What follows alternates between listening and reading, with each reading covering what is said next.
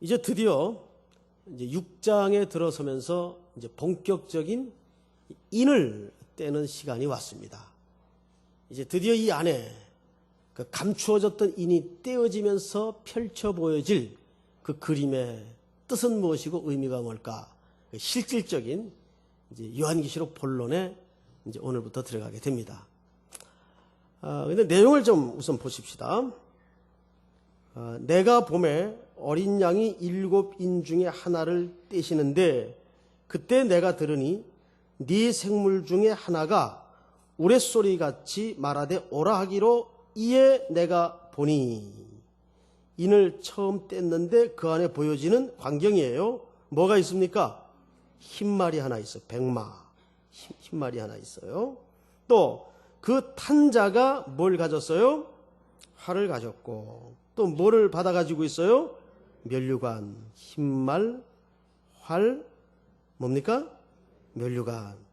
그리고 그거 가지고 어떻게 하고 있어요? 이기고 또 이기려고 하더라. 이렇게 돼요. 자, 여기에 지금 흰말이 등장을 하고 면류관을 받아 가지고 있고 그 손에는 활이 있어요. 자, 거기에 올라탄 사람이 하나 있고 이분은 우리가 상식적으로 생각할 때 누구를 묘사하려는 것일까요? 예? 그리스도. 제가 그렇게 대답할 줄 알았어요. 자, 일단 모든 전제를 내려놓고 제 말을 지금부터 잘 좀 들어주시기 바랍니다. 외국에는 번역 성경이 참 여러 가지가 있습니다. 그 중에 제가 이제 영어 성경을 처음 읽을 때 읽었던 성경이 톰슨 바이블이라고 있어요. 이 톰슨 바이블은 세대주의 신학자들이 번역한 성경입니다. 아주 그 탄탄한 그 주해가 기록되어 있습니다. 그게 지금 번역이 돼서 우리나라에도 사용되고 있죠. 우리나라는 감리교, 성결교, 뭐 장로교 할 것 없이 지금까지는 그래도 하나의 성경을 썼어요. 지금까지는. 외국에는 수십 종류의 번역서가 있습니다. 그런데 최근에 들어서 우리나라도 여러 개의 번역 성경이 등장하기 시작했습니다. 그래서 성도들이 좀 더 나은 원문에 가까운 성경을 취사 선택해서 보실 수 있도록 이렇게 배려하는 차원에서는 의미가 있다고 봐요. 근데 문제는 뭐냐 하면 시중에 팔려지는 성경 가운데 소위 풋노트가 달린 성경이 있습니다. 저도 지금 그 풋노트가 달린 성경을 갖고 있어요. 이렇게 안쪽에 이게 본문이고 풋노트가 달린 성경을 갖고 있어요. 저는 이 성경을 산 이유가 뭐냐면 풋노트를 보기 위해서 이 성경을 산 게 아니고 이 양쪽에 흰 여백이 있어요. 노트를 할 수 있도록.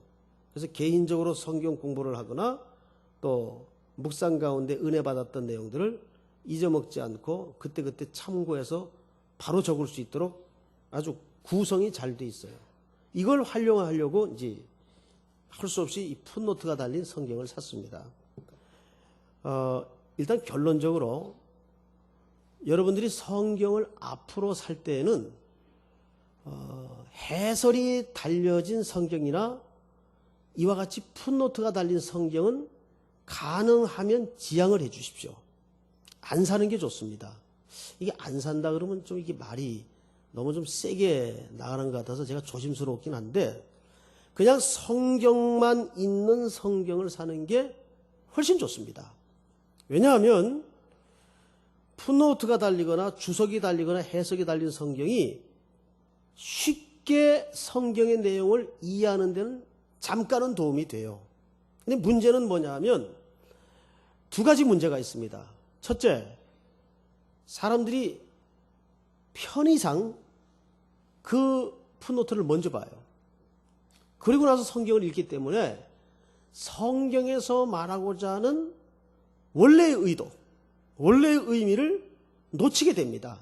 그리고 그 풋노트에 달린 내용이 선입관으로 들어와서 자리를 잡게 돼요.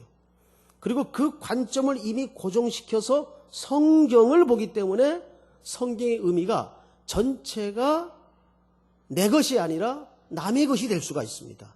이것이 오늘 내게 주시는 하나님의 말씀으로 봤는데 상당한 장애를 가지게 됩니다. 무슨 말인지 이해하죠? 또 하나, 자, 거기까지도 괜찮아요.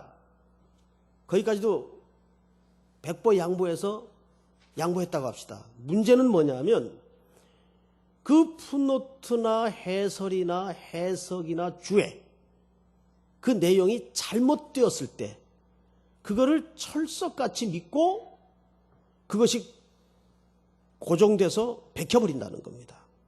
대표적인 경우가 오늘의 본문이에요. 제가 지금 가지고 있는 성경에도 보면 여기 흰말을 어떻게 해석을 해놨는가 하면 흰말, 복음의 메시지가 계속 승리를 거두며 활발하게 전파될 것을 상징한다. 그러니까 흰말은 복음의 승리. 그럼 당연히 그 흰말 위에 올라탄 사람은 누구여야 논리상 맞습니까? 그리스도. 그래서 그 밑에 그 탄 자는 곧 그리스도를 가리킨다. 이렇게 해석을 아예 달아놨어요. 그럼 만약에 여러분들이 성경을 읽는 독자로서 이 성경을 읽을 때 그 내용을 무엇으로밖에는 볼 수가 없도록 가둬버립니까? 흰말은 복음을 전파하는 승리를 묘사한 것이고 말탄 자는 그리스도를 가리킨다. 이게 고정이 돼버려요. 문제는 뭐냐면 과연 이것이 그러한가 하는 문제입니다. 그래서 이런 문제들이 있기 때문에 가능하면 어차피 주석이나 해석도 사람의 이야기예요. 사람의 관점이에요. 때문에 여러분들이 성경을 옳게 읽기를 원하는 분들이라면 어느 출판사의 성경을 읽는 것도 상관없는데 그냥 성경만 쓰여진 성경책을 고르는 것이 제일 건강한 방법입니다. 아울러 성경책에 보면 빨간 줄이 쳐져 있는 부분이 있어요. 또 있죠? 이거는 굉장히 잘못된 설정입니다. 물론 그 부분은 대체로 어느 부분을 쳐놓는가 하면 예수님의 직접적 말씀이거나 하나님의 직접적 말씀을 빨간 부분으로 표시를 해놨어요. 이거는 읽는 독자들에게 어떤 오해를 갖도록 하기 쉬운가 하면 그 부분만 하나님의 말씀으로 오해시킬 소지가 있는 우려가 있습니다. 그러나 성경은 창세기부터 요한계시록 끝까지 1.1획도 모두가 누구의 말씀입니까? 하나님의 성령으로 기록된, 유기적으로 기록된 말씀이에요. 따라서 그런 성경책도 이게 썩 좋은 구조로 만들어진 성경은 아니다. 이런 말은 사실 이 수익과 관계가 있기 때문에 제가 말씀드리기가 상당히 조심스럽지만 제가 안 사라는 얘기는 안 했어요. 성경만 쓴 책을 사라 그랬어요. 예. 그러니까 뭐 이 부분에 대해서 시비 걸 이유는 없겠죠. 자, 그럼 문제는 뭐냐면 왜 우리가 이 요한계시록 6장 1, 2절을 그리스도로 이렇게 해석을 하게 되었는가? 바로 요한계시록 19장에 똑같아 보이는 그림 때문에 그런 해석이 나온 겁니다. 19장을 넘어가 보세요.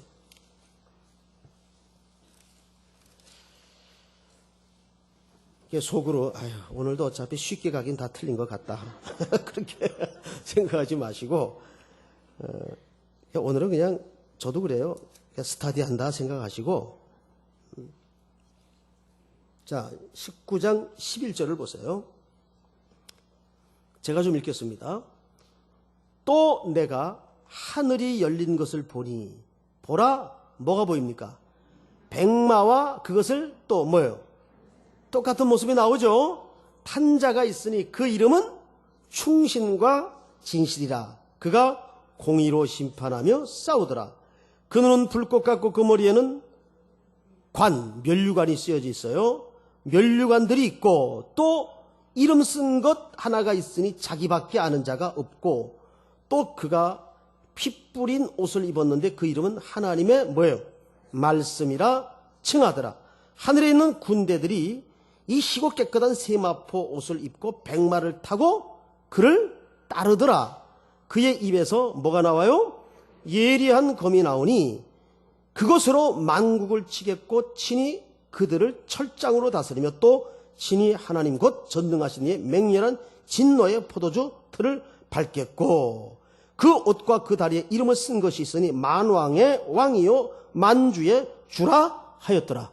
자, 여기 아주 비슷한 그림이 나왔죠. 뭐가 비슷합니까? 백마가 등장을 했어요. 똑같죠? 그 다음에 또 뭐예요? 면류관을 가지고 있어요. 또 손에는 뭐가 들려져 있어요? 무기가 들려져 있어요. 무기가. 자, 무기가 있고 말을 타고 그 말은 흰말이었다. 그 머리에는 면류관이 씌워져 있고. 자, 문제는 뭐냐면 이 그림 때문에 바로 이 19장의 이분은 누굽니까? 두말할 것도 없이 예수 그리스도입니다.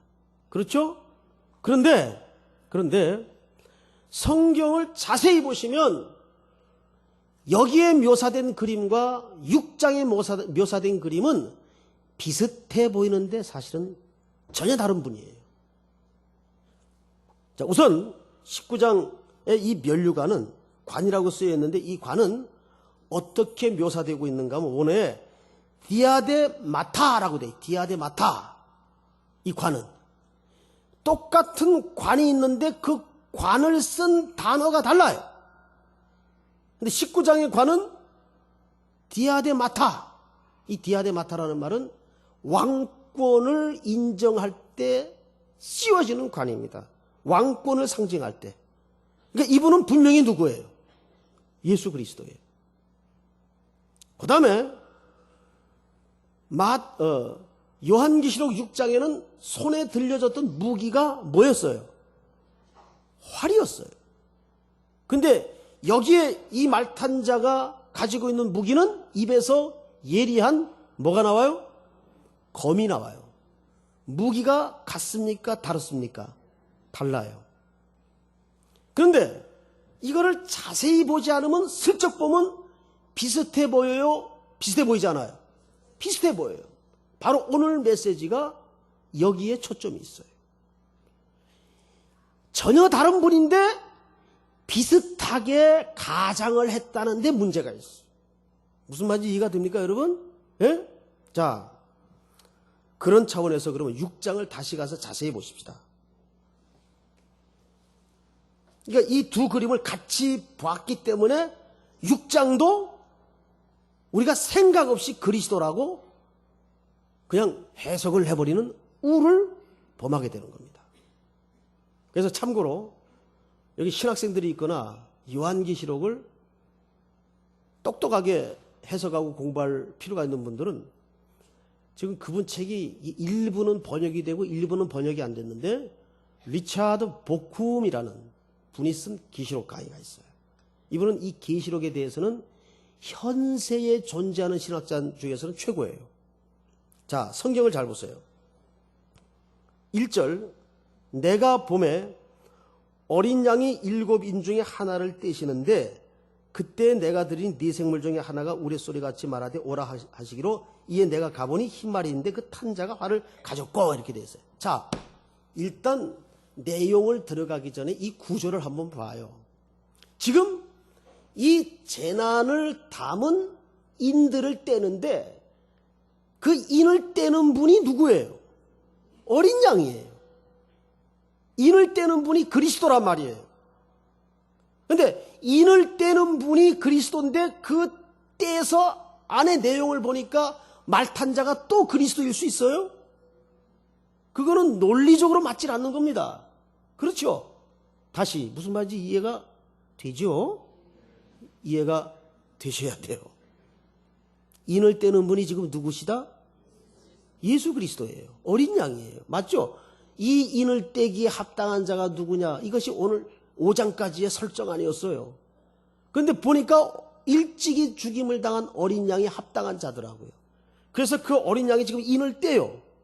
뗐더니 흰말을 탄 자가 있어요. 그런데 어떻게 그분이 그리스도가 돼요? 그럼 이건 뭐예요? 이 정체는 적그리스도예요. 즉 그리스도를 가장한 적그리스도다 그 말이에요. 그래서 비슷하게 보이는 거예요. 오늘 초점이 여기 있는 거예요. 그리스도처럼 보여지는데 초점이 있는 거예요. 예? 자 보세요. 뭐가 달라요? 여기에 면류관은 이 2절에 이에 내가 보니 흰 말이 있는데 그 탄자가 일단은 무기가 같아요, 달라요? 달라요. 여긴 뭐예요? 활이에요, 활. 이 활에 대해서는 잠시 후에 성경 전체에서 이 활은 어떻게 용도로 등장하는가를 좀 봅시다. 그리고 우선 여기 이 존재도 뭐를 받아가지고 있어요? 면류관을 받아가지고 있어요. 근데 여기에 사용된 면류관은 스테파노스라는 면류관이에요. 자, 여러분, 저를 봐요. 스테파노스라는 면류관은 어느 경우에 씌워지는 면류관인가 하면 전쟁과 운동 경쟁에서 승리한 자에게 씌워지는 면류관인데 지금 그 2절 하반절의 시제를 잘 관찰해 보시면 어떻게 되어 있는가 하니 나아가서 이기고 또 이기려고 하더라. 이게 이겼다는 얘기입니까? 이기려고 애를 쓴다는 얘기입니까? 이겼어요? 아니에요. 이기려고 발버둥을 한다 그 말이에요. 예? 이기지도 않는데 지금 뭘 이미 받아가지고 있어요? 자기가 면류관을 가지고 있어요. 이 면류관은 스테파노스, 승리자에게만 부여되는 면류관이에요. 이거 거짓 존재예요. 이것은 그러니까 예수 그리스도처럼 가장해서 들어오는 거짓 존재예요. 즉, 이 존재는 뭘 말하고 싶은 건가 하면 제일 첫 번째 재난을 인을 떼는데 그러니까 6장서부터 계시록 15장까지는 7인, 7나팔, 7대접을 통해서 종말에 어떤 재난이 임할 것인가를 이제 설명하려는 내용들이란 말이에요. 그렇다면 처음 인을 뗀 내용 속에 이게 분명히 재난의 모양인데 어떻게 그분이 그리스도가 됩니까? 그러니까 이건 기본 구조가 안 돼 있으면 그렇게 해석을 할 수가 있어요. 이건 그리스도가 될 수가 없어요. 뭘로 가장한 거라고요? 그리스도로 가장한 거라고요. 곧 그것은 적그리스도를 얘기합니다. 예? 근데 이거를 신학자들이나 일부 해석자들이 어떤 그림하고 헛갈린 겁니까? 요한계시록 19장의 그림하고 헛갈린 겁니다. 여기에 초점이 있는 거예요. 여기에. 적그리스도의 존재의 목표와 목적이 뭐예요? 성도들로 하여금 비슷하게 들어가서 헛갈리게 만드는 거예요. 예를 들면 통일교. 하나님 얘기해요, 안 해요? 하나님 얘기합니다. 그리스도를 얘기합니다. 신천지. 하나님을 얘기해요, 안 해요? 얘기해요. 그리스도를 얘기해요, 안 해요? 말합니다. 십자가 있어요, 없어요? 있습니다. 오만 종말에 등장하는 이단들이 다 비슷한 옷을 입고 들어온다고요. 예? 오늘 여기의 모습처럼. 그래서 우리를 궁극적으로 어디로 몰아가는 거예요? 헷갈리게 몰아가는 거예요. 그래서 이게 된장인지 거식인지를 구분 못하게 만드는 거예요. 이 한국말에 제일 좋은 말이 거식이라는 말이에요. 이건 뭘 갖다 붙여도 오리지널 대명사야 이거 완전히.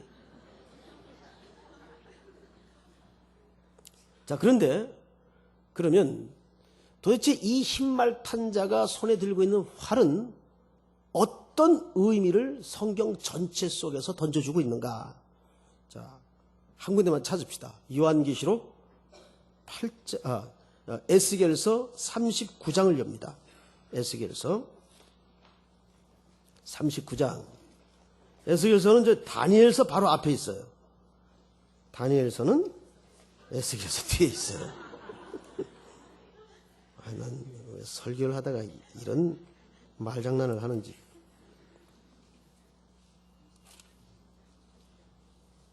(39장) 1절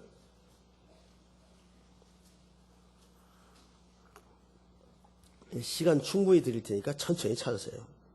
자, 1212쪽 맞죠? 찾으셨습니까? 자, 1절 제가 읽습니다. 이것도 묵시문학의 한 형태이기 때문에 참 어려워요. 자, 그러므로 인자야 너는 곡에게 예언하. 이 곡은 마곡의 왕입니다. 요한계시록에도 보면 이제 나중에 마곡이 나와요. 이 마곡은 북해 쪽에서 자리 잡고 있던 국가인데 이 마곡은 당시 최고의 권력가입니다. 근데 그 왕 이름이 곡이에요. 곡에게 예언하여 이르기를 주 여호와께서 이같이 말씀하시되 로스 메색 두발, 이것은 마곡의 왕에게 예속되어 있던 연합된 국가 정도로 이해를 하시면 됩니다. 두발왕 고가, 내가 너를 대적하여 너를 돌이켜서 이끌고 북쪽 끝에서부터 나와서 이스라엘 산 위에 이르러. 자, 이 존재가 지금 뭘 들고 있어요?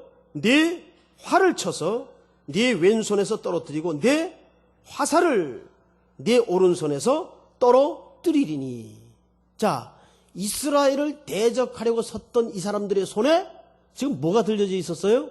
활과 살. 다시 말해서 저를 보세요. 다시 말해서 성경에는 하나님의 백성들을 향해서 대적하는 보통 명사적 성격의 무기가 활입니다. 활을 든 자예요. 아까 백마탄자가 뭘 들고 있었어요? 활을 들고 있었어요. 누가 검이라고 그랬어요? 검은 예수님이 들고 있었던 거고, 요한계시록 6장의 백마탄자는 뭘 들고 있었어요? 활을 들고 있었어요. 그 존재는 정확히 뭡니까? 적 그리스도를 얘기합니다. 자, 볼까요? 한 군데만 더 찾으십시다. 요한계시록 9장.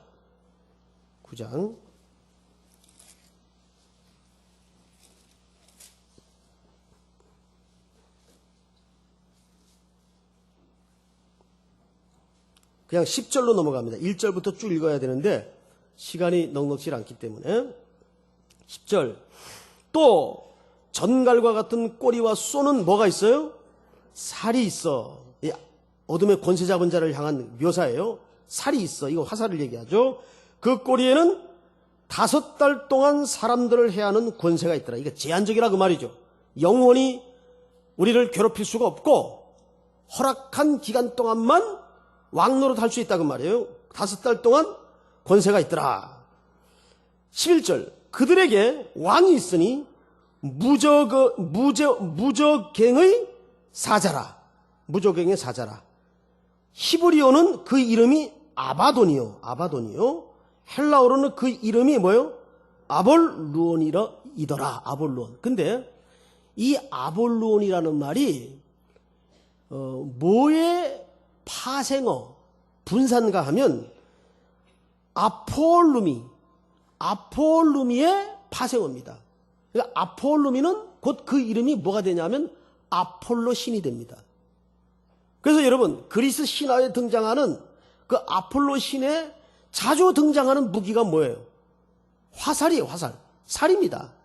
그래서 그 영향 때문에, 그 헬레니즘의 영향 때문에 로마의 황제들이 후대에 자기들이 신적인 존재라는 것을 은근히 강조하고 강화하기 위해서 언제나 무기 중에 활을 들고 다녔다는 문헌의 기록이 있어요. 에? 로마 무슨 사상이 일어났댔어요? 로마 황제는 신이라는 숭배 사상이 일어났댔어요. 그래서 그 아폴로 신의 영향을 받아 로마 황제들도 뭘 갖고 다녔다고요? 화살을 갖고 다녔어. 화살. 이것은 신이라는 존재를 은근히 이렇게 오버랩시키는 광고 효과가 있었기 때문에 그 신화는 누구나 다 알고 있는 문제고. 자, 즉 역사를 넘고 세대를 넘어서 이 화살은 항상 그리스도인들을 대적하는 무기로서 성경의 역사에 묘사되어 왔습니다. 이해가 되죠, 여러분? 자, 그렇기 때문에 오늘 이제 본론으로 돌아갑니다. 요한계시록 6장으로 돌아가셔서 이 첫 번째 인, 오늘 1, 2절은 첫 번째 인이에요. 7인 중에 첫 번째 인인데, 그러면 이 1, 2절이 말하고 싶은, 드러내고 싶은 본문의 정확한 의도는 뭐냐 하면 간단합니다. 말세가 되면 항상 제일 큰 재난이 뭐냐면 경제 문제도 아니고 요즘 뭐 경제 공황이다. 그래서 1930년대 미국을 시발로 온 세계를 휩쓸고 지나갔던 대공황이 이제 재현되는 거 아니냐. 그래서 뭐 우리 그 이명박 지금 대통령도 루즈벨트 흉내를 내면서 라디오 노변 정담 이걸 뭐 한다 그러죠. 여러분 지금 종말이 갈수록 결국 문제는 진리 전쟁이지 경제 전쟁이 아니에요. 국가와 국가 간의 무슨 정치적 전쟁이 아니에요. 결국은 이 세계는 마지막에 무슨 전쟁으로 끝나냐면 진리 전쟁으로 끝날 수밖에 없어요. 그래서 이 재난 중에서도 7재인, 7대접, 7나팔 중에 첫 번째 재난 속에 소개하는 게 뭐냐면 적그리스도를 얘기합니다. 그럼 적그리스도의 정체와 경향은 결국 뭐예요? 이 세상 풍조는 역사와 시대와 세월을 넘어서 언제나 그리스도인들을 향해서 적대감을 키워왔다는 겁니다. 여러분, 장로가 대통령이 되고 강요들이 다 그리스도인들이 되고 국회가 3분의 2 가까이가 크리스찬이고 4분의 1이 전 국민이 신앙 고백을 하는 크리스찬이 되면 천국이 올 것 같아요? 천만에 이 세상의 구도는 그렇게 되어 있지는 않습니다. 그 수가 많아져도 갈수록 그리스도인들을 향해서 어둠의 공중 권세 잡은 자가 적대감을 드러내는데 혈안이 돼 있어요. 지금 이명박 정부 들어서고 나서 예상치도 못하고 말도 안 되는 어거지 같은 일들이 얼마나 지금 많이 일어나고 있습니까? 이게 하나의 풍조고 경향입니다. 이게 무서운 거예요. 결국 마지막 끝은 뭐예요? 진리전쟁으로 끝나요. 그래서 여러분, 말세가 될수록 이 적그리스도를 조심해야 돼요. 우리가 얼마 전에도 이 신천지 때문에 교회가 한번 홍역을 알았습니다마는 1, 2, 3, 4, 5부를 통해서 다 걸러내 보니까 어쨌든 직간접적으로 한 20년 가까이가 연루되어 있더라고요. 우리 교회 안에. 예? 저는 깜짝 놀랐어요. 깜짝 놀랐어요. 설마 우리 교인이야. 천만의 말씀이더라고요. 그러니까 저를 포함해서 양들은 몰라요. 예? 뭐가 진리고. 그런데 요한일서 4장에 보면 이런 말이 있습니다. 찾아보세요. 요한일서 4장 1절.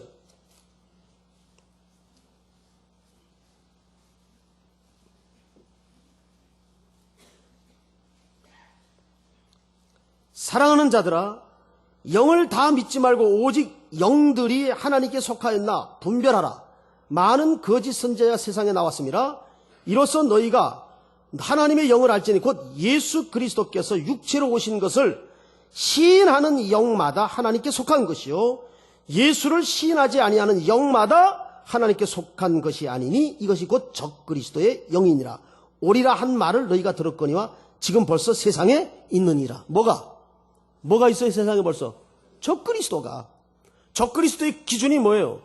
예수 그리스도를 인정하지 않는 사람들. 예? 말은 해요. 성경을 인용하고 그리스도를 말해요. 그런데 끝에 가서는 예수 그리스도는 우리와 똑같은 그저 평범한 역사 속의 인물일 뿐이었다. 그래서 역사적 예수라는 표현을 쓰죠. 역사적 예수. 그게 좋은 표현이 아닙니다, 사실. 예수를 인간으로 끌어내리는. 그러나 예수는 철저히 뭐예요? 하나님이시면서 동시에 온전한 사람이셨어요. 이것을 부인하는 자는 적그리스도다 그 말이에요. 근데 이것을 허물기 위해서 이단이라는 말이 뭐예요? 달을 이자에다가 끝단자죠. 뭐가 다르다는 얘기입니까? 끝이 다르다는 얘기예요. 그 끝이 뭐예요? 그리스도예요. 기독교는 그리스도로 시작해서 그리스도로 끝나는 종교입니다.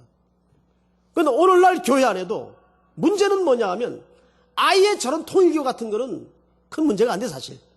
너무 확실한 거니까. 예? 왜? 그들은 경전이 달라요. 예? 통일교 그 원전이 따로 있단 말이에요. 근데 진짜 문제는 뭐냐 하면 성경을 믿는 이단들이 진짜 문제란 말이에요. 무슨 말인지 이해가 되시죠? 성경을 믿는 이단들이 진짜 문제란 말이에요. 이들은 다 똑같아 보여요.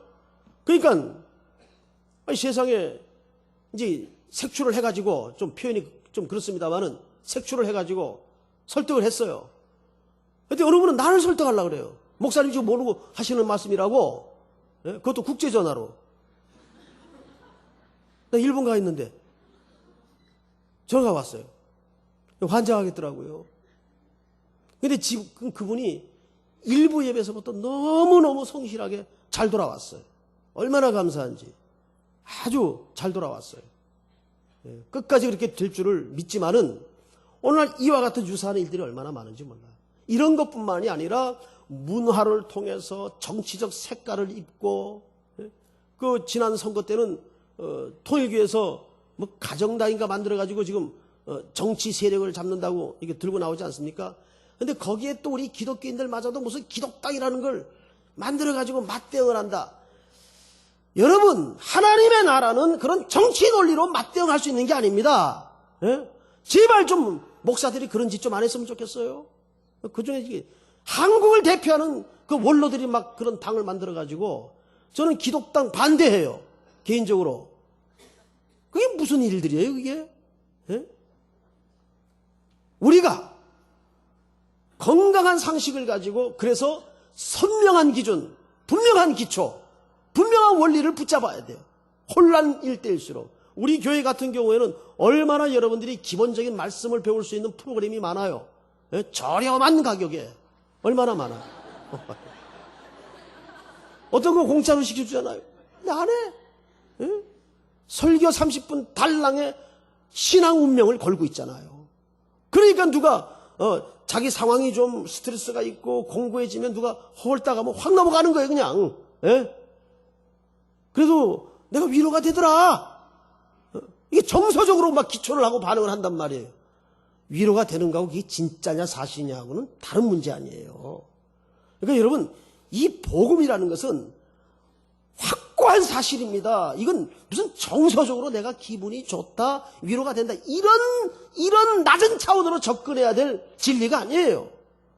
마지막은 무슨 전쟁이다? 진리 전쟁이란 말이에요. 이런 적그리스도가 흰말을 타고 비슷하게 온다는데 우리가 속는 경우가 얼마나 많은지 알 수가 없어요. 지금 중국 같은 경우는 이단들이 들어가서, 그러니까 중국 사람들은 지금 이게 다 기독교인 줄 알아요. 신천지도 기독교인 줄 알고 통일교도 기독교인 줄 알고 막 물량 공세를 하니까, 돈 뭐 몇백씩 갖다 주면 강단에 막 세워주니까 거기서 뭐 오만 소리를 다 하는 거예요. 그거 알아요? 모르잖아요.